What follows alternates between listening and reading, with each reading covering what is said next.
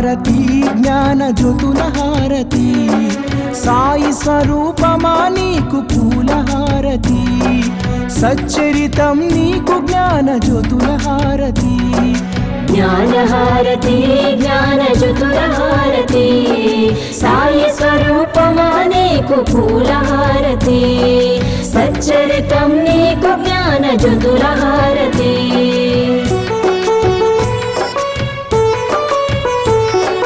నిత్యం నీ లీలా పఠనంలో మేముంటాము నీ మధుర వచనాలతో మైమరచిపోతాము నీ తోడుగా భక్తి ప్రేమలను పెంచుకున్నాము పాలో వెలిగిన జ్ఞాన జ్యోతులతో హారతి జ్ఞాన హారతి జ్ఞాన జ్యోతుల హారతి సాయి స్వరూపమా నీకు పూల హారతి సచ్చరితం నీకు జ్ఞాన జ్యోతుల హారతి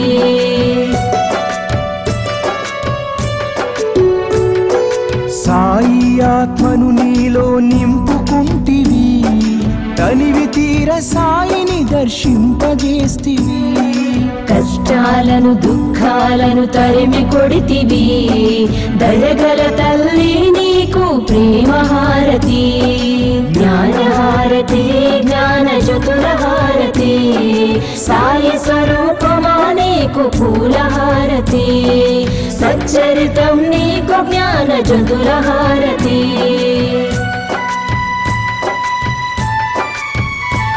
మా కర్మలన్నీ తొలగించి కరుణించినావమ్మ శాంతి సౌఖ్యాలను అందించినావమ్మ జీవన నావను దరి చేర్చిన నీకు కర్పూర హారతితో నీరాజనం.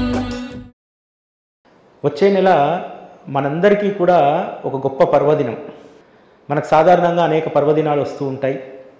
కానీ ఎవరైతే సద్గురువును ఆశ్రయిస్తారో, ఎవరైతే సద్గురువు అడుగుజాడల్లో నడుస్తారో వాళ్ళందరికీ కూడా ఆషాఢ శుద్ధ పౌర్ణమి ఒక గొప్ప ఉత్సవం.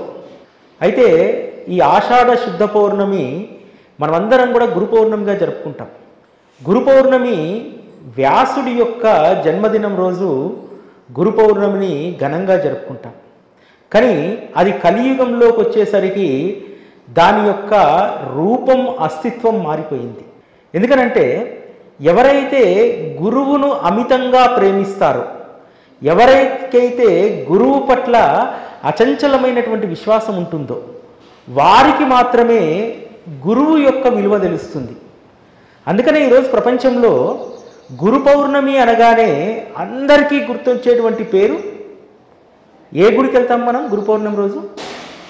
సాయిబాబా తప్ప మరొక సద్గురువు ఎరగనటువంటి స్థితికి ఈరోజు లోకం వచ్చిందంటే మనం ఎంచుకున్నటువంటి శ్రీ సాయిబాబా పట్ల మనకి ఎంత విశ్వాసము, ఎంత శ్రద్ధ ఉంటే గురు పౌర్ణమికి బాబా యొక్క వైభవాన్ని, వారి యొక్క యశస్సును, తేజస్సును అందరము కూడా దర్శిస్తున్నామంటే, ఎందుకంటే ఈ భారతావనిలో అనేక మంది యోగులు, అనేక మంది సత్పురుషులు, అనేక గురు పరంపరలు భాసిల్లినప్పటికీ కూడా మనం కేవలం గురు పౌర్ణమి అనగానే మనందరికీ స్మరణకు వచ్చేటువంటి ఏకైక సద్గురు దైవం శ్రీ సాయిబాబా.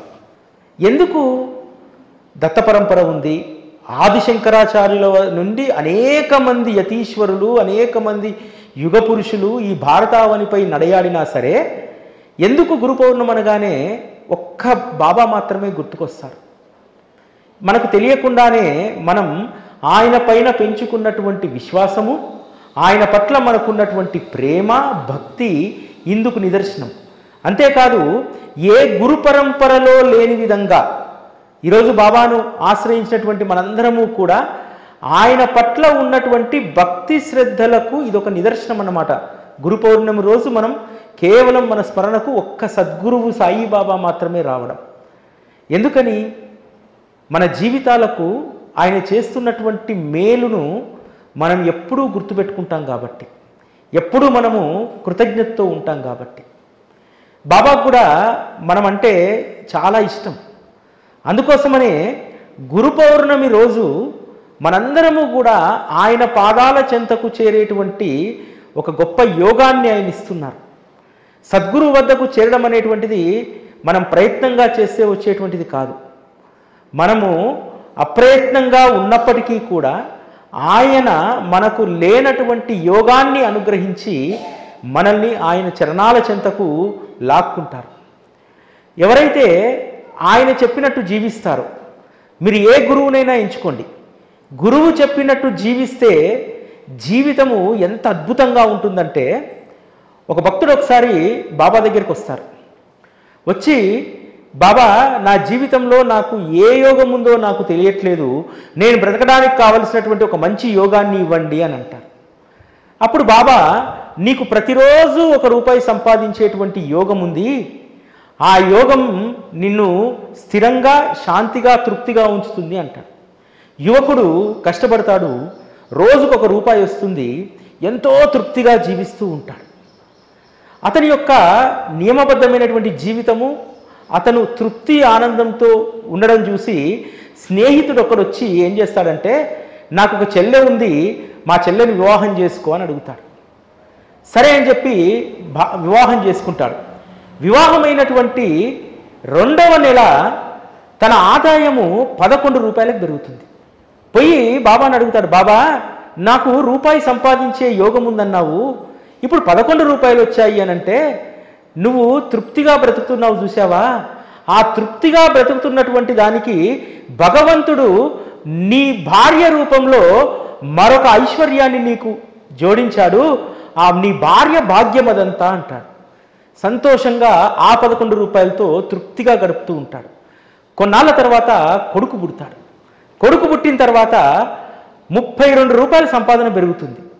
అనుకుంటాడు, ఈ ₹32 సంపాదన నా కొడుకు యోగం వల్ల నాకు వచ్చింది అని చెప్పి అనుకుంటాడు.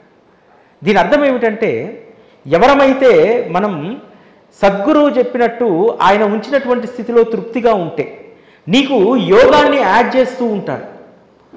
లేదు ఎప్పుడు అసంతృప్తితో ఉంటే. ఇంకొక విషయము అక్కడ భక్తుడికి బాబా చెప్పినటువంటిది ఏంటంటే, ఒరే ₹1 సంపాదించే యోగం ఉన్నటువంటి నీకు మరొక ₹10 తెచ్చిపెట్టినటువంటి భార్య యోగం నీకు జతయిందని చెప్పాడు. పుత్రుడు పుట్టగానే ఇది నా గొప్పతనం అనుకోలేదు, ఓహో నాకు పుత్రుడు పుట్టడం వల్ల వాడి యోగం వల్ల మరొక ₹20 పెరిగింది అని అనుకున్నాడు. ఇక్కడ చాలామంది లౌకిక జీవితంలో అనుకుంటూ ఉంటారు, నా వల్లే నా వల్లే నా వల్లే అని. కుటుంబంలో చాలామంది చెప్తూ ఉంటారు, కష్టపడేటువంటి భార్యలు చెప్తారు నా వల్లే అని, భర్త చెప్తాడు నా వల్లే అని. కొడుకు పెద్దోడైపోయి తల్లిదండ్రులు అప్పటివరకు ఇల్లు గృహం ఏది ఉండదు, వాడు గృహం కొన్న తర్వాత నా వల్లే అని చెప్తాడు. నా వల్లే అనేటువంటిది ఇక్కడ ఏమీ ఉండదనేటువంటి సద్గురువు యొక్క బోధ. రే నువ్వు ఉంటున్నటువంటి స్థితిని బట్టి నీకు అన్నీ యాడ్ అవుకుంటూ వస్తాయి. నువ్వు ఎప్పుడైతే తృప్తిగా ఉంటావో నీకు భాగ్యాన్ని ప్రసాదించేటువంటి రుణానుబంధం తోడవుతుంది. ఆ రుణానుబంధం తోడు కావడం వల్ల నీ యొక్క స్థితి మారుతుంది అని చెప్తారు.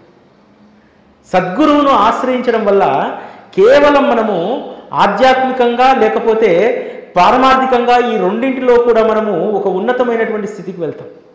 బాబాను ఆశ్రయిస్తే రెండూ కలుగుతాయి. కాకపోతే మనం చాలామంది ఏం చేస్తామంటే ఒకదానిని మాత్రమే పొందడానికి ప్రయత్నిస్తాం. అది లౌకికపరమైనటువంటి కోరికలను మాత్రమే బాబా దగ్గర అడుగుతాం. బాబా అనుగ్రహించేటువంటిది ఏదైతే నీ జీవితంలో నువ్వు ఒక ఉన్నతి, అదేవిధంగా నీ జీవితానికి కావలసినటువంటి పరమార్థాన్ని ఆయన అనుగ్రహించడానికి సిద్ధంగా ఉంటాడు. దాన్ని మనం తీసుకోవడానికి సిద్ధంగా ఉండం. అయితే గురువు యొక్క వైభవం గురించి మనం గురు పౌర్ణమి సందర్భంగా కొన్ని విషయాలు మాట్లాడుకోవాలి. గురువు మన జీవితానికి ఏం చేస్తాడు? గురువు మన జీవితానికి కొడుకు పెళ్లి చేస్తాడు, బిడ్డకు ఉద్యోగం ఇప్పిస్తాడు. ఇంత మట్టుకే పరిమితమైనటువంటి మన అవగాహనను ప్రతి గురు పౌర్ణమి కూడా కొంచెం పరిణితిని పెంచుకునేటువంటి ప్రయత్నం చేస్తూ ఉండాలి. గురువు ఏం చేస్తాడనేటువంటిది. గురువు నీ కోసం నువ్వు మృత్యువు బారిన పడితే బాబా చెప్తాడు, నా భక్తుణ్ణి నేను మృత్యుముఖం నుండి లాగుతాను అని చెప్తారు. ఎస్, నువ్వు కనుక సద్గురువు చెప్పినటువంటి మార్గంలో ఉంటే. శ్రీపాద శ్రీవల్లభుడి యొక్క భక్తుడు ఒకతను మంచి వ్యాపారి. తను ఏం సంకల్పించుకుంటాడంటే తనకు వచ్చినటువంటి ప్రతి సంవత్సరం లాభాల్లో కురుపురం వెళ్ళి కనీసము ఒక 1000 మందికి అన్న సంతర్పణ చేయాలి గురు పౌర్ణమికి అనుకుంటాడు. ఒక 1000 మందికి అన్న సంతర్పణ చేయాలనుకుంటాడు. ఆ సంకల్పం నెరవేరుతుంది. ఆ సంవత్సరం మంచి లాభాలు వస్తాయి. తీసుకొని డబ్బు తీసుకొని కురుపురం బాట పడతాడు. అతని దగ్గర మూట నడుముకు వేలాడటంతో డబ్బు మూట 4 దొంగలు అతని వెంటబడతారు. వెంటబడి మార్గమధ్యంలోకి వెళ్ళిన తర్వాత అతని ధనం ఇవ్వడానికి అస్సలు సంశయించాడు. నా ప్రాణాలైనా తీసుకోండి, కానీ ఈ ధనం నేను నా గురువుకు సమర్పించాలి, నా గురువుకు సమర్పించనిదే నా ప్రాణం ఉన్నంత వరకు దీన్ని మీకు అప్పగించను అని అంటాడు. సరే అయితే చావని చెప్పి కత్తితో పొడుస్తారు. పొడిచిన తర్వాత అతను చనిపోయి ఉంటాడు. చనిపోయేటప్పుడు కూడా శ్రీపాద వల్లభుడి యొక్క నామాన్ని స్మరిస్తూ ఉంటాడు. శ్రీపాద వల్లభుడు వెంటనే ప్రత్యక్షమై ఆ 4 దొంగలను పట్టుకొని 3 దొంగలను చీల్చి చెండాడతాడు.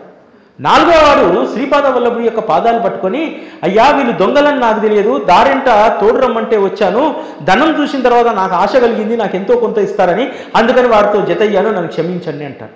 అప్పుడు శ్రీపాద వల్లభుడు అతనికి విభూదిని తన కమండలంలో నీటిని దోసిట్లో పోసి, నువ్వు చనిపోయినటువంటి నా భక్తుణ్ణి వీటిని చల్లి బ్రతికించు అని అంటాడు. భక్తుడి పైన అవి చల్లితే తను మళ్ళీ తిరిగి ప్రాణం పోసుకుంటాడు. ప్రాణం పోసుకొని కురుపురం వెళ్ళి ఆ గురు పౌర్ణమికి తాను సంకల్పించినటువంటి విధంగా 1000 మందికి అన్నదానం చేస్తాడు. అంటే ఎవరైతే సద్గురువు కోసం ప్రాణాన్ని సైతం త్యాగం చేయడానికి సిద్ధంగా ఉంటారో, ఎవరైతే సద్గురువు కోసం తన జీవితాన్ని సర్వస్వాన్ని అప్పగించడానికి సిద్ధంగా ఉంటారో అటువంటి వారిని మృత్యుముఖం నుండి లాగుతారు సద్గురువు. మనం చాలామంది ఏం చేస్తాం తెలుసా, శరీరానికి అవస్థ రాగానే ఇక మనం అంపశయ్యపైకి వెళ్ళిన తర్వాత వెళ్ళేటువంటి క్రమంలో బాబాను ప్రాధేయపడతాం.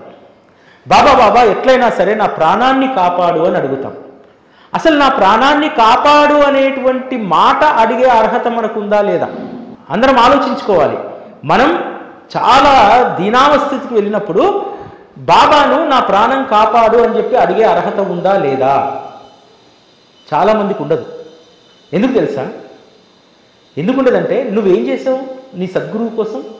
ఓ టెంకాయ కొట్టావు, నైవేద్యం పెట్టావు, ఇంతకు మించి ఏం చేయగలిగావు?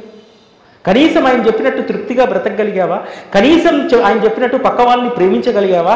ఆయన చెప్పినట్టు కనీసం మనసులో ఉన్నటువంటి ద్వేషభావాన్ని తీయగలిగావా? లేదే. మరి అడిగే హక్కు నీకెక్కడి గురువును? మనము ఎంత యథేచ్ఛగా నిస్సిగ్గుగా అన్నీ అడిగేస్తామంటే బాబాను, ఆ అడిగేటప్పుడు మనకు అర్హత ఉందా లేదా అని ఎందుకు చెక్ చేసుకో? ఖచ్చితంగా చెక్ చేసుకోవాలి. గురువును సేవించకుండా, గురు సేవలో లేకుండా, గురువు కోసము కొద్ది ధనాన్నైనా త్యాగం చేయకుండా, గురువు కోసము కొద్ది సమయాన్నైనా త్యాగం చేయకుండా, గురువు కోసము నీ మనస్సును ఆలోచనలను కొంచెమైనా సరే ఆయన కోసం వెచ్చించకుండా ఎలా అడుగుతాం? అర్థం చేసుకోండి. మీరందరూ కూడా గురు పౌర్ణమి సందర్భంగా ఈ సమీక్ష చేసుకోండి. నేను చాలా అడుగుతానే ఆయన్ని, ఆయన అడిగేటువంటి అర్హత నాకుందా లేదా అనేటువంటి దాన్ని ఖచ్చితంగా మనము పరిశీలన చేసుకోవాలి. దౌత్య మహామునికి సంబంధించినటువంటి ఒక అద్భుతమైనటువంటి సంఘటన నృసింహ సరస్వతి స్వామి చెప్తారు. నృసింహ సరస్వతి స్వామి దగ్గరికి మనలాంటి మనిషి ఒకడు పోతాడు, ఒక వ్యక్తి పోయి ఏమని అడుగుతాడంటే, అయ్యా నేను ఒక గురువుని ఆశ్రయించాను, కానీ ఆ గురువు నాకు ఏమీ నేర్పట్లేదు, అసలు ఆయనకి ఏమీ రానట్టుంది, కాబట్టి నేను మీ దగ్గరికి వచ్చాను, మీరు నాకు కావలసినటువంటి శాస్త్ర విద్య నేర్పండి అని అంటాడు. నృసింహ సరస్వతి స్వామి కూర్చున్నటువంటి ఆసనం నుంచి లేచి విపరీతంగా మనం తిడతాడు. రే, నీకు అసలు గురువు పట్ల గౌరవమే లేదు, విశ్వాసమే లేదు, నువ్వు నా దగ్గరికి వచ్చి గురువును అగౌరవపరిచే విధంగా మాట్లాడతావా? అసలు నీకు ఎక్కడికి నాయనా? గురువు దగ్గర నువ్వు నేర్చుకోవాలంటే, గురువు నుంచి నువ్వు ఏమన్నా పొందాలంటే గురువు పెట్టేటువంటి పరీక్షలకు నువ్వు నిలబడాలి. ఏ పరీక్షకు నిలబడ్డావని చెప్పి అడుగుతాడు. అప్పుడు దౌత్య మహాముని యొక్క కథ చెప్తాడు. దౌత్య మహాముని దగ్గర 3 శిష్యులు ఉంటారు. ఆ 3 శిష్యులను పరీక్షించాలని చెప్పి ఒక్కొక్కరికి ఒక్కొక్క రకమైనటువంటి పని చెప్తాడు. మొదటి వ్యక్తికి మనకున్నటువంటి పొలంలో నువ్వు నీరు పెట్టి పంట వెయ్యి అని చెప్తాడు. నీరు పెట్టేసరికి ఆ పొలానికి ఉన్నటువంటి గట్లకన్నింటికీ కూడా చిల్లులు పడి ఉంటాయి, పెట్టినటువంటి నీరంతా కిందికి పోతుంది. అప్పుడు ఆ శిష్యుడు ఏం చేస్తాడు తెలుసా? ఆ చిల్లులు పడ్డటువంటి ఆ పొలానికి అక్కడ తానే పడుకొని నీరు నిల్వెంత వరకు కూడా ప్రతిరోజు కొన్ని గంటల పాటు దానికి అడ్డంగా పడుకునేటువంటి వాడు. అది చూసినటువంటి దౌత్య మహాముని అతనికి అద్భుతమైనటువంటి బ్రహ్మజ్ఞానాన్ని బోధిస్తాడు, శాస్త్రజ్ఞానాన్ని బోధిస్తాడు. రెండో వాడికి పరీక్ష పెడతాడు. రెండో వాడికి పెట్టిన పరీక్ష ఏంటంటే, ఒరే పంట పండిందిరా, వెళ్ళి నూర్పుళ్ళు చేసుకొని దాన్ని ధాన్యం రూపంలోకి ఇంటికి తీసుకురా అని చెప్పి ఒక బండిని ఒక్క దున్నపోతును మాత్రమే ఇస్తాడు. వెళ్ళి పంటంతా నూర్పిడి చేసేసుకొని బస్తాల్లోకి ఎత్తుకొని బండిలో వేస్తే ఇంకొక దున్నపోతు లేదు. ఆ దున్నపోతు స్థానంలో ఆ కాడని తన మెడకు తగిలించుకొని బండిని లాక్కుంటూ వస్తాడు. ఒక దగ్గరికి రాగానే బురదలో బండి దిగబడంతో దున్నపోతు ముందుకు కదలదు. తానే దున్నపోతును కూడా పక్కన పెట్టి తానే ఆ బండిని లాగుతాడు.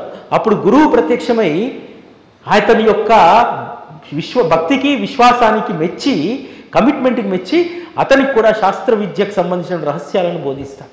ఇక మూడో వాడికి పరీక్ష పెడతాడు. మూడో వాడి పరీక్ష చాలా కఠినంగా ఉంటుంది. నువ్వు మనకు ఉన్నటువంటి గోవులను అడవుల్లోకి తీసుకెళ్ళి రోజు మేపుకొని తీసుకురా అంటాడు. వెళ్ళేటప్పుడు ఏ ఆహారము ఇవ్వడు. అతను ఏం చేస్తాడు, గోవుల్ని అడవిలో వదిలేసి పక్కన ఉన్నటువంటి గ్రామానికి వెళ్ళి రోజు భిక్ష తీసుకొని వస్తాడు. అట్లా వారం రోజులు గడుస్తుంది. గురువుకు సందేహం వస్తుంది, అరే వీడికి ఏ ఆహారం ఇవ్వట్లేదు కదా, వీడు ఇంకా దృఢంగా బలంగా చాలా ఓపికతో ఉన్నాడు అని చెప్పి అడుగుతాడు. రోజు నువ్వు ఏం చేస్తున్నావు అంటే, అక్కడ మేపుతూ పక్కన ఉన్నటువంటి గ్రామంలోకి వెళ్ళి భిక్ష చేసుకొచ్చి తింటున్నా అన్నాడు. నువ్వు భిక్ష చేసుకున్న ఆహారం తినకూడదు అని అంటాడు. సరే అని చెప్పి మళ్ళొక 3 రోజులు గడుస్తాయి. అయినా సరే ఆ శిష్యుడి యొక్క శక్తి ఏమాత్రం కూడా నీరసించదు. అడుగుతాడు, ఏం తింటున్నావు అని అడుగుతాడు. అయ్యా ఏం లేదు, దూడలు పాలు తాగుతున్నాయి కదా, అవి పాలు తాగిన తర్వాత ఆ దూడల మూతికి ఉన్నటువంటి ఆ పాల నురుగులు నాకుతున్నానయ్యా అంటాడు. నువ్వు అవి నా సొత్తు కాబట్టి నువ్వు వాటి పాలు నా అనుమతి లేకుండా తాగకూడదు అని అంటాడు. ఇంకేం చేస్తాడు, తర్వాత ఒకరోజు బాగా ఆకలేస్తుంటే జిల్లేడు చెట్టు పాలను తాగుతాడు. మొదటి రోజు బాగానే ఉంటుంది. రెండో రోజు ఆ పాలను పిస్తున్నప్పుడు కళ్ళల్లో పడతాయి, కళ్ళు పోతాయి. ఇంటికి గోవులను కొట్టుకొచ్చేటప్పుడు తను కళ్ళు కనిపించక ఒక బావిలో పడిపోయి ఉంటాడు. గోవులన్నీ ఆశ్రమానికి వస్తాయి. శిష్యుడు రాకపోయి వెతికేసరికి బావిలో ఉంటాడు. వెళ్ళి ఆ శిష్యుని పైకి లేపి మళ్ళీ తిరిగి చూపును అనుగ్రహించి అతనికి అద్భుతమైనటువంటి శాస్త్రబోధ చేస్తాడు. అంటే గురువు యొక్క అనుగ్రహం పొందాలంటే ఎంత కఠినమైనటువంటి విషయమో ఈ కథ ద్వారా మనం అర్థం చేసుకోవాలి. కానీ ఈరోజు అత్యంత సులువుగా ఆయన అనుగ్రహాన్ని పొందగలుగుతున్నాం కదా, అత్యంత సులువుగా ఆయన ప్రేమను పొందగలుగుతున్నాం కదా, మరి ఆయన కోసం మనం ఏం చేస్తున్నాం అనేటువంటి దాన్ని కూడా ఖచ్చితంగా ప్రశ్నించుకోవాలి. ఆయన కోసము నీ ఆస్తిని రాసి ఇవ్వమనడు, నీ సంపాదనలో భాగము ఇవ్వమనడు. ఆయన మొదటగా చేయమనేటువంటిది ఒకే ఒకటి, ఆయన యొక్క స్మరణను మరవకుండా ఉండమంటాడు. రెండవది, ఆయనకిష్టమైనటువంటి ఆయన కథనే, ఆయన చరిత్రనే మనల్ని శ్రవణం చేయమంటాడు. ఆయన యొక్క కథల యొక్క మధురిమను ఆస్వాదించమంటాడు. ఇది మాత్రమే ఆయన చేయమంటాడు. మరి ఇది మాత్రమే చేస్తే మరి సేవ ఎట్లా చేయాలి? ఎందుకంటే ఈ రెండూ చేయకుండా నీకు సేవ చేయాలనేటువంటి గుణం రాదు. ఎందుకంటే ఒక మనిషికి పక్క వాళ్లకు 10 రూపాయలు ఇవ్వాలంటే ఏం కలగాలి? వాళ్ళపైన ప్రేమన్నా కలగాలి, వాళ్ళ పట్ల ఆప్యాయతన్నా మనకి ఏర్పడాలి. ఎట్లా ఏర్పడుతుంది? వాళ్ళు నీకు పనిలో సహాయం చేస్తేనో, మాట సహాయం చేస్తేనో, నీతోటి ఆప్యాయంగా మాట్లాడితేనో వాళ్ళ పట్ల ప్రేమ కలుగుతుంది. సేమ్ ఫార్ములా బాబా విషయంలో కూడా. బాబా ఎవరిని కూడా ఆయాచితంగా డబ్బు అడగడు. ఆయాచితంగా ఆ రోజు కూడా ఎవరిని దక్షిణ అడిగేటువంటి వారు కాదు. గోవా నుంచి 2 పెద్ద మనుషులు వస్తారు కదా, ఒకతని దగ్గర 15 రూపాయలు తీసుకుంటాడు, ఇంకొక అతను 30 రూపాయలు ఇవ్వబోతే నీ డబ్బు నాకు అవసరం లేదంటాడు. మరి బాబా డబ్బును, ధనాన్ని మాత్రమే స్వీకరించేవాడైతే 30 రూపాయలు ఎందుకు వద్దంటాడు? మొదటివాడు తను కొండ ప్రాంతంలో బ్రతికేటువంటి వాడు, గిరిజనుడు, ఉద్యోగం లేదు, దత్తస్వామికి మొక్కుకుంటాడు. అయ్యా నాకు ఉద్యోగం వస్తే నా మొదటి జీతం 15 రూపాయలు ఇస్తాను మొక్కుకుంటాడు. కానీ మొదటి జీతం 15 రూపాయలు అతనికి వస్తుంది. మొదటి జీతం 15 కాస్త 30 అయింది, 30 కాస్త 60 అయింది, 60 కాస్త 120 అయింది. కానీ అసలు 15 రూపాయలు చెల్లించడం మర్చిపోయాడు. అందుకనే బాబా అతని నుంచి 15 రూపాయల దక్షిణను స్వీకరించి చెప్తాడు, ఇతడి వృత్తాంతమంతా చెప్తాడు. మొదటి జీతం ఇస్తా అన్నాడు, ఆ జీతం 15 రూపాయలు, ఉద్యోగం వచ్చి కొన్ని ఏళ్ళు గడిచిపోయాయి, గురువుకి ఇవ్వాల్సినటువంటి దక్షిణను మర్చిపోయాడని చెప్పి ఇతని వద్ద నుంచి ఇప్పుడు నేను 15 రూపాయలు తీసుకొని దత్తుడుకు ఇతడు పడ్డటువంటి రుణాన్ని నేను తీర్చేశాను అని అంటాడు. రెండో వ్యక్తి దగ్గర 30 రూపాయలు ఎందుకు తీసుకోలేదు? అతను ధనం కోల్పోయి ఇంట్లో దొంగతనం చేస్తాడు వంట బ్రాహ్మణుడు. చేస్తే ధనమంతా కూడా 3000 రూపాయలు పోతే దిగాలుగా కూర్చుంటే ఒక ఫకీర్ వచ్చి చెప్తాడు కదా, నువ్వు షిరిడీలో ఉన్నటువంటి బాబాను మొక్కుకో, నీకు ఇష్టమైనటువంటి ఒక పదార్థాన్ని వదిలేయి అని చెప్తాడు. కాబట్టి ఆ ధనం లభించేంత వరకు తనకి ఇష్టమైనటువంటి ఒక పదార్థాన్ని వదిలేసి బాబా యొక్క స్మరణలో గడుపుతాడు. అక్కడికి అది చెల్లుబాటు అయిపోయింది. ముందే చెప్పాడు, బాబా అందరి దగ్గర దక్షిణ తీసుకోడు, అందరి నుంచి డబ్బును అడగడు, ఒక్కొక్కరికి ఒక్కొక్క రకమైనటువంటి చెప్తాడు. మొదటి వ్యక్తి ఏమో అతను మొక్కుకున్నటువంటిది. రెండో వ్యక్తికి ఏం చెప్పాడు, అరే నువ్వు డబ్బు కోసం బాధపడుతున్నావు కదా, నువ్వేమీ చెల్లించాల్సిన అవసరం లేదు కానీ ఒకదాన్ని త్యాగం చేయమన్నాడు. బాబా యొక్క తీరు చాలా విచిత్రంగా ఉంటుంది. కొంతమంది నుంచి ఏమో డబ్బు తీసుకుంటారు, కొంతమందిని ఏమో ఒకదాన్ని త్యాగం చేయమంటారు. డబ్బు కంటే కూడా త్యాగం చాలా గొప్పది. మనము ఏ వస్తువునైనా సరే తినడం మానేయాలంటే ఒక వారం రోజులు కాగానే దానిపైన విపరీతమైనటువంటి ప్రేమ కలుగుతుంది. మనందరము కూడా అన్నం తినడం మనకు అలవాటు. మనం చాలామంది కొన్నిసార్లు కోరికల కోసం అన్నాన్ని వదిలేస్తాం కానీ ఆత్మారాముడు దానికోసం క్షోభిస్తూ ఉంటాడు. అది కావాలి కావాలి కావాలి, పక్కోలు తింటుంటే వాడికి ఎంత అదృష్టం, వాడు అన్నం తింటున్నాడు, నేను దురదృష్టవంతుని తినట్లేదని చెప్పి అలా పీకుతూ ఉంటుంది. కాబట్టి త్యాగం గొప్పది.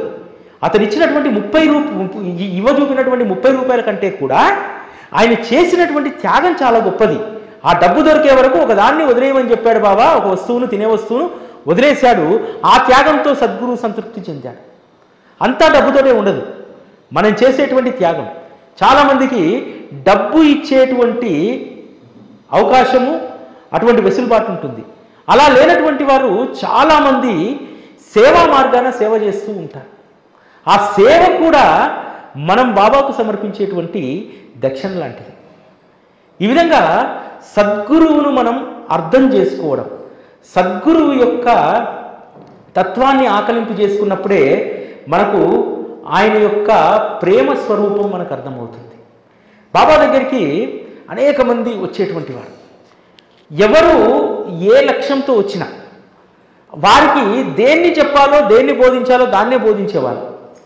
మనం కూడా చాలామంది ఏం చేస్తామంటే రకరకాలైనటువంటి కోరికలతో బాబా దగ్గరికి వెళ్తాం. ఒక ఆవిడ తన కూతురికి ఈ సంవత్సరమే, ఈ క్షణమే వివాహం చేయాలి, బాబా మంచి వరుణ్ణి అనుగ్రహించు అని అంట. విపరీతమైనటువంటి ప్రయత్నాలు చేస్తుంది, కానీ సంబంధాలు కుదరవు. ఆ మర్మం ఏమిటనేటువంటిది బాబాకు తెలుసు. ఆ సమయంలో ఆ పిల్లకు పెళ్లి చేస్తే జాతకంలో వైదవ్యం వస్తుంది అనేటువంటిది ఉంది. ఒకరోజు స్వప్నంలో బాబా ఎవరైతే తన కూతురు వివాహం కోసం అడుగుతుందో ఆమెకు తన తండ్రి రూపంలో వచ్చి చెప్తాడు, తల్లి నీ కూతురు వివాహ ప్రయత్నాలు మానుకో, ఇగో నీ కూతురుకు వివాహం జరుగుతుంటే ఇగో ఇలా ఉంటుంది అని చెప్పి తెల్ల చీర వైదవ్యంతో ఉన్నటువంటి బిడ్డను చూపెడితే తన యొక్క కోరికను అడగడం మానేస్తుంది. బాబాను చెప్తుంది, బాబా నీకు ఎప్పుడు ఇష్టమైతే అప్పుడు నా బిడ్డకు వివాహాన్ని అనుగ్రహించు అని అంటుంది. అంటే మనకు యోగ్యత లేనటువంటిది, సమయానికి అది మనకు హాని చేసేటువంటి దాన్ని అస్సలు ఆయన అనుగ్రహించాడు. మీ అందరికీ తెలుసు, సచ్చరితలో చదివినటువంటి వాళ్ళకి ఇది అర్థమవుతుంది. బాబా వద్దకు బాబా యొక్క కీర్తిని విని ఒక బ్యాచ్ వస్తుంది. బాబా చాలా దయామయుడు, ముఖ్యంగా కళాకారులను, యాత్రికులను బాగా ప్రోత్సహిస్తాడు, తనకు వచ్చినటువంటి దక్షిణ దండిగా వాళ్ళకు పంచుతూ ఉంటాడని చెప్పి ఇది విని మద్రాసు భజన మండలి అక్కడికి ఏడుతుకుంటుంది. మద్రాసు భజన మండలి యజమాని చాలా దుర్మార్గుడు, అంటే దుర్మార్గమైనటువంటి ఆలోచనలు ఉంటాయి. పాడేది భగవంతుని కీర్తనలు, మనసులో మాత్రం భగవంతుని పైన ప్రేమ లేదు. కానీ భార్యకు మాత్రం భగవంతుని పట్ల, ముఖ్యంగా బాబా పట్ల అమితమైనటువంటి ప్రేమ కలిగి ఉంటుంది. వీరు వచ్చి బాబా ముందు రోజు భజన చేస్తూ ఉంటారు.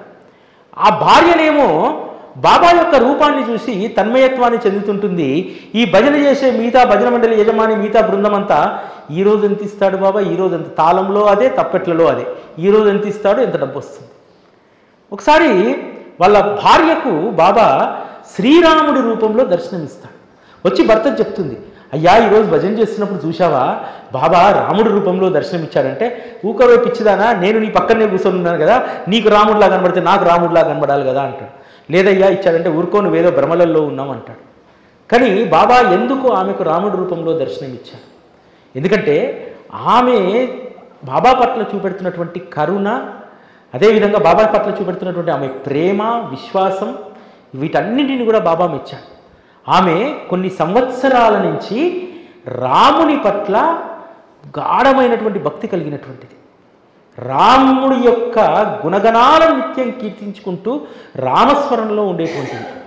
కాబట్టి అటువంటి ఆవిడకు రాముణ్ణి ఇంకా కొన్ని జన్మలు ఆమె స్మరించిన, రామనామాన్ని ఇంకొన్ని జన్మలు ఆమె స్మరణ చేసిన ఆమెకు రామదర్శనం కలుగుతుందో లేదో తెలియదు. కానీ బాబా ఆమె మనసులో ఉన్నటువంటి ఆకాంక్షను తెలుసుకొని ఆమెకు ఒక్కదానికే రాముడి రూపంలో దర్శనం ఇచ్చాడు. అంటే ఎవరెవరికి ఏది కావాలో, మంచి సంకల్పాలు అనుకోండి ఇస్తాడు. అదేవిధంగా అక్కడికి వచ్చినటువంటి ఆ భజన మండలి యజమాని కూడా భార్య ఒక్కటి సరైనటువంటి మార్గంలో ఉంటే కాదు కదా, భర్త కూడా సరైనటువంటి మార్గంలో ఉండాలి. అది కొన్ని సందర్భాల్లో భర్త సరైనటువంటి మార్గంలో ఉండి భార్య సరైనటువంటి మార్గంలో లేకపోతే అక్కడ పొంతన కుదరదు. అందుకని బాబా ఇటువంటి వాటన్నింటినీ సవరిస్తూ ఉంటాడనమాట. ఒకరోజు స్వప్నంలో ఆ భజన మండలి యజమానికి స్వప్న దర్శనం ఇచ్చి అతడు జైల్లో ఉన్నటువంటి దృశ్యాన్ని చూపెడతాడు. తర్వాత అతను బాబాను చెప్పి అడిగితే బాబా అతన్ని విడిపించినట్టే విడిపించి పోలీసులు అందరూ కూడా చనిపోయినట్టు, అతను ఇతనే చంపినట్టు బాగా జరిగిందని చెప్పి అని అంటుంటాడు. అన్న తర్వాత బాబాను అడుగుతాడు, బాబా నీ వద్దకు వచ్చిన తర్వాత కూడా నేను ఇటువంటి పరిస్థితుల్లోకి నెట్టబడితే ఎలా బాబా అని చెప్పి పాదాలకు నమస్కరిస్తాడు. నమస్కరిస్తే అడుగుతాడు బాబా, ఇంతకుముందు చేసిన నమస్కారానికి ఈ నమస్కారానికి ఏమన్నా వ్యత్యాసం ఉందా అని అడుగుతాడు. ఎందుకు లేదు బాబా, భూమికి ఆకాశానికి ఉన్నటువంటి తేడా ఉంది. అప్పుడు కాసుల కోసం మీకు సాష్టాంగం చేశాను, ఇప్పుడు అన్యదా శరణం నాస్తి అంటూ మీకు సాష్టాంగం చేస్తున్నానని అంటారు. అన్న తర్వాత బాబా అడుగుతాడు, ఎందుకయ్యా నా పట్ల ఇంత ద్వేషభావం నీకు అని అంటాడు. లేదు బాబా, మీరు ముసల్మాన్ అనేటువంటి భావన నాకుంది. మీరు ముసల్మాన్ అయ్యుండి హిందువులను మీ దగ్గరికి చేర్చుకొని మీ పాదతీర్థాలు తాగిస్తూ మీ పాదసేవ చేయిస్తూ వారిని మీ దగ్గరే అంటు పెట్టుకొని వారందరినీ కూడా నాశనం చేస్తున్నారనేటువంటి కోపం నాకు ఉండేది అని అంటాడు. అరే పిచ్చివాడా, నీ ఇంట్లో కబడ్డీ అనేటువంటి దేవత లేదా, ముస్లిం దేవత? నువ్వు పెళ్లి చేసేటప్పుడు, కొత్త కార్యాలయాన్ని ప్రారంభించేటప్పుడు ఆ ముస్లిం దేవతని కబడ్డీని నువ్వు సంతృప్తిపరచవా? నీ ఇంట్లో పంజా లేదా? ఆ పంజాకు ప్రతి మొహరానికి నువ్వు పూజ చేయవా? ఆ మొహరాని రోజు ఆ పంజాను ఊరేగించవా? నువ్వు బ్రాహ్మణుడే కదా అని అడుగుతారు. అప్పుడు గుర్తొస్తుంది, కరెక్టే కదా, మా ఇంట్లో ముస్లిం దేవతను అనేక పుణ్యకార్యాలు చేసే ముందు, పెళ్లికి ముందు, శుభకార్యాల ముందు మేము పూజిస్తాం కదా. ఇంట్లో పంజా కూడా ఉంది కదా, ఆ పంజా ముస్లిం మహాత్ములకు ప్రతీక కదా అని చెప్పి అప్పుడు గుర్తొస్తుంది తనకు. అప్పుడు బాబా అడుగుతాడు, నువ్వు ఏదైనా కోరుకో, ఇంకా నన్ను పరీక్షించుకోవాలంటే అని అంటాడు. సరే, నాకు నా గురువు సమర్థ రామదాస్ అంటే చాలా ఇష్టం. నేను ఎన్నో ఏళ్ళుగా నా గురువు యొక్క సశరీర దర్శనాన్ని కోరుకుంటున్నాను. నా గురువును ప్రత్యక్షం గావించు అని అడుగుతారు. కళ్ళు మూసుకో అంటాడు. కళ్ళు మూసి తెరిచేసరికి తన గురువు సమర్థ రామదాస్ స్వామి బాబా స్థానంలో ప్రత్యక్షమవుతారు. ఆ భజన మండలి యజమానికి ఉన్నటువంటి బుద్ధి, ధనాకాంక్ష, వీటి వల్ల తను ఆరాధించేటువంటి గురువు ప్రత్యక్షం కావడం అనేటువంటిది దుర్లభమైనటువంటి విషయం. కానీ బాబా తను ఏదైతే కోరుకుంటున్నాడో ఆ గురువు యొక్క దర్శనాన్ని కలిగించాడు. అంటే ఇక్కడ మనం తెలుసుకోవాల్సింది ఏంటంటే, మనం ఎవరం కూడా స్వతహాగా జన్మతః మనం అన్ని సులక్షణాలతో పుట్టినటువంటి వాళ్ళము, ధర్మబద్ధులము ఎవ్వరము కాదు. అందరికీ కూడా దుర్లక్షణాలు ఉంటాయి. అందరిలో కూడా రకరకాలైనటువంటి వ్యసనాలు ఉంటాయి, దుర్గుణాలు ఉంటాయి. వీటన్నింటినీ కూడా తూర్పాల పట్టినట్టు ఆయన వాటన్నింటినీ వేరు చేసి ఒక మంచి హ్యూమన్ బీయింగ్గా మనల్ని తయారు చేస్తాడు. ఈరోజు సమాజంలో అంతో కొంత నీతి ఉంది. నలుగురికి ఎవరైనా మనం ఒకరు సహాయం చేస్తున్నామంటే దానికి కారణం ఏమిటి? ఈరోజు నేను చాలా నిక్కచ్చిగా చెప్పగలుగుతాను, శ్రీ సాయిబాబా అనేటువంటి సద్గురువు లేకపోతే ఈరోజు సమాజంలో ఉన్నటువంటి కొద్దిపాటి మానవత్వం కూడా ఉండేది కాదు, కొద్దిపాటి సహృదయత కూడా ఉండేటువంటిది కాదు.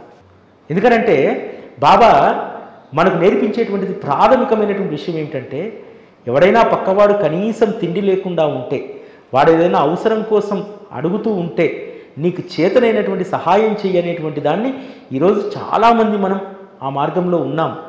కనీసం ఒక మంచి మాటతోటి పక్క వాళ్ళను ఓదార్చేటువంటి గుణం ఈరోజు చాలామందిలో ఉందంటే ఒక్క సద్గురువు దయ వల్ల మాత్రమే. సాధారణంగా ఏం చేస్తాం మనం, పక్కోడికి కష్టమైందంటే వచ్చిందంటే సంకలు గుద్దుకుంటాం, బాగైంది నా కొడుకు అని. కానీ బాబాను ఆశ్రయించినటువంటి వాళ్ళకి అలా ఉండదు. అరే నేనేమైనా చేయగలుగుతానా అని అడుగుతాం. మనం ఏం చేయలేకపోయినా ఆ ఒక్క మాట చాలు, నేనేమైనా చేయగలుగుతానా అంటే ఎంత ధైర్యంగా ఉంటాడు పక్క మనిషి. అది బాబా మనకు నేర్పించేటువంటి సంస్కారం. బాబా ఎండి మోడైనటువంటి జీవితాలను కూడా మళ్ళీ చిగురింపజేసేటువంటిది ఒక్క సద్గురువు మాత్రమే. అది ఒక్క గురు పరంపరకు, ఒక్క సద్గురువులకు మాత్రమే సాధ్యం. ఇక జీవితం అయిపోయింది, ఏమీ లేదు, అంతా నైరాశ్యం, జీవితం అంతా దుర్లభంగా మారిపోయింది అనేటువంటి సందర్భంలో కూడా మళ్ళీ జీవితాన్ని చిగురింపజేస్తారు. ఒకసారి నృసింహ సరస్వతి స్వామి గాన్గాపూర్లో ఉంటారు. గాన్గాపూర్లో ప్రతిరోజు మధ్యాహ్నం కూడా ఆయన ఎవరో ఒకరింటికి భిక్షకు వెళ్ళడం అనేటువంటిది ఆయన ఖచ్చితంగా వెళ్తారు శిష్యులతో పాటు. ఒకరోజు ఒక బ్రాహ్మణ కుటుంబం, పేద బ్రాహ్మణ కుటుంబం వాళ్ళ ఇంటికి భిక్షకు వెళ్తారు. ఆ కుటుంబం పరిస్థితి ఏమిటంటే, ఆ కుటుంబం యజమాని రోజు భిక్ష చేసుకొని వచ్చి తన భార్యకు పెట్టి ఎవరైనా అతిథి వస్తే వాళ్ళకు కూడా భిక్షలో నుంచి పెడతారు. వాళ్ళకు ఉన్నటువంటిది ఒకే ఒక ఆవు. ఆ ఆవు ఒట్టిపోయినటువంటిది, గొడ్రాలు, దానికి పిల్లలు పుట్టలేదు. అటువంటి ఆవును మట్టి దోలడానికి దానికి దీనికి పంపిస్తూ ఉంటారు. పాలివ్వదు అది. అందరూ ఆశ్చర్యపోతారు. అరే స్వామి ఈరోజు ఆ పేద బ్రాహ్మణుల ఇంటికి వెళ్ళాడే, అక్కడ ఏముంటుందని వెళ్ళాడు భిక్షకు అని చెప్పి ఆలోచిస్తూ ఉంటే ఆ ఇంటి ఇల్లాలు సాదరంగా స్వామి పాదాలు గడి ఇంట్లోకి ఆహ్వానించి చెప్తుంది, అయ్యా కొద్దిసేపు ఓపిక పట్టండి, నా భర్త బయటికి భిక్షకు వెళ్ళాడు, వారు రాగానే తెచ్చిన దాంట్లో మీకు నేను సమర్పిస్తాను అని అంటుంది. సమయం మధ్యాహ్నం దాటిపో వస్తుంది. అమ్మా ఏదైనా ఉంటే పెట్టమ్మా, నేను భిక్షకి ఇంటికి వచ్చినటువంటి వాళ్ళ ఇంటి నుంచి ఏది స్వీకరించకుండా నేను వెళ్ళలేను, ఏదైనా పెట్టమ్మా అంటుంది. మంచినీళ్ళు తప్ప ఏం లేవు ఆ ఇంట్లో. అయ్యా నా దగ్గర ఏమీ లేదన్న విషయం మీకు తెలుసు కదా, ఎట్లా అడుగుతారు నన్ను అని అంటుంది. ఓ పని చేయమ్మా, ఆ బిందె తీసుకెళ్ళి బయట ఆవులు కట్టేసావు కదా, పోయి పాలు పిండుకురాపో, నాకు పాలైనా చాలంటాడు. అయ్యా మీరు త్రికాలజ్ఞులు, మీకు తెలియందా, అది గొడ్డురాలు, దానికి బిడ్డలు లేవు, అసలు పాలనేటివి ఎలా వస్తాయి అంటే, నువ్వు వెళ్ళి పిండుకురాపో నేను చెప్తున్నట్టు. వెళ్ళి కడవబెట్టి పిండుతుంటే ఆ కుండ నిండా పాలు వస్తాయి. అమ్మ ఆ పాలు పొయ్యానంటాడు. అంటే ఎండి మోడైనటువంటి జీవులను ఒక్క గురువు మాత్రమే ఉద్ధరించగలుగుతాడు. ఒక్క గురువు మాత్రమే మన జీవితాలను చిగురింపజేయగలుగుతాడు. అందుకనే మనం ఎంత స్వార్థపరులమంటే, ఒక్కొక్కసారి బాబా మనం అడిగింది ఇవ్వకపోయినా ఆయన పాదాలను వదిలిపెట్టం. ఎందుకంటే మనకు తెలుసు ఇది కాకపోతే ఇంకోటి దొరుకుతుంది మనకు, ఇది ఇయ్యలేదంటే ఇంకోటి ఏదో ఉన్నతమైనటువంటి దాన్ని ఇవ్వదలుచుకున్నాడు. కాబట్టి ఈ స్వార్థ బుద్ధి కూడా మంచిదే. ఆయన పాదాలను వదలకుండా ఉండడం అనేటువంటి స్వార్థ బుద్ధి కూడా అది మన మంచికే, అది మన శ్రేయస్సుకే. కాబట్టి మనందరం కూడా సద్గురువు మార్గంలో ఉన్నటువంటి వాళ్లకు గురు పౌర్ణమి అనేటువంటిది ఒక చెక్ పాయింట్ కావాలి. ఉత్సవం కాదు, ఒక చెక్ పాయింట్.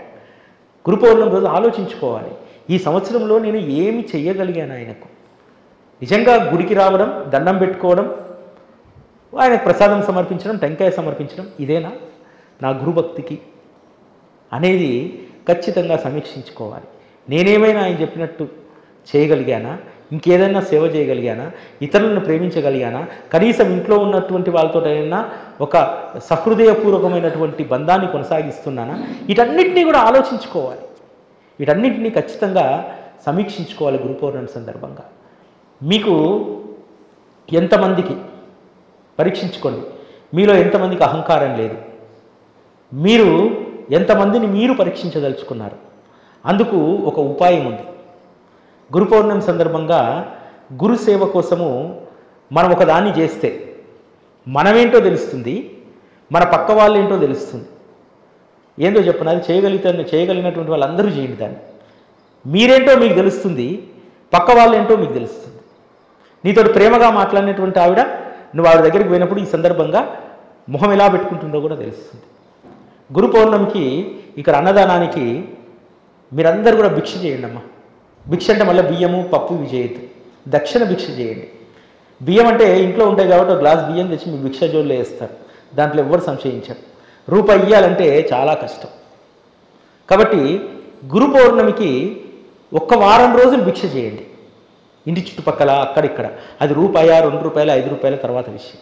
గురు పౌర్ణమికి మనం చేసేటువంటి అద్భుతమైనటువంటిది, జోలో ఒక చిన్న సంచి కుట్టుకోండి, చెప్పండి గురు పౌర్ణమి కోసం బాబా మందిరంలో భోజనాలు పెట్టేయడానికి దక్షిణ సమర్పించండి, మీరు కూడా కొంత భిక్ష సమర్పించండి అని చెప్పి మీ పక్కోళ్ళని అడగండి, మీ ఇంట్లోనే అడగండి.